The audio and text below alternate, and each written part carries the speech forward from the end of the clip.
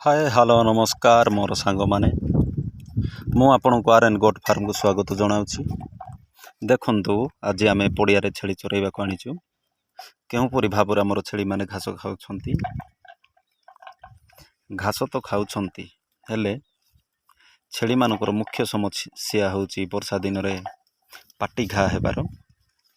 सेथिपाई आपण मानकु मु देसी तरीका रे गोटे उपचार कहिबी। देखंतु जेबे मध्य आपण मानकर छेली पाटी घा हुए तेबे आपण माने उषुम पानी आनिबे। उषुम पानी आनिकी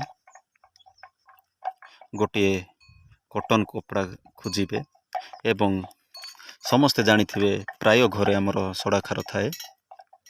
सड़ा खार को उषुम पानी रे मिसेई कॉटन कपड़ा साहाय्य भल भाव आम छेली मानकर पाटी पुछि देबा एवं किछि समय पई पाटी को सुखिबा को छाड़ी देबा। पाटी सुखिला परे आम माने प्राय आम माने जानिथिबा गरा तेल आमर जोटा कि महुल गछरू फल बाहरी थाए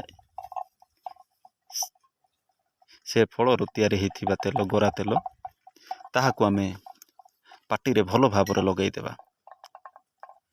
एमिति आमे प्राय 3-4 थर कर देबा एवं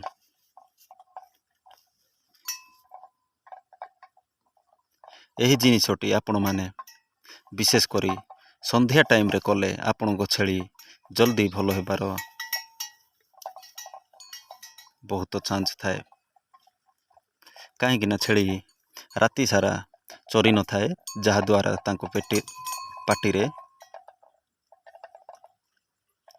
तेल राति सारा लगिकी रही थाए जहा द्वारा छेली शीघ्र भल होई थाए। एही छोटे इनफॉरमेशन टी आपण मानकु केमिति लागिला दया करी लाइक करिकी शेयर करिकी कमेंट करिकी जणाइबे। रहुची बाय।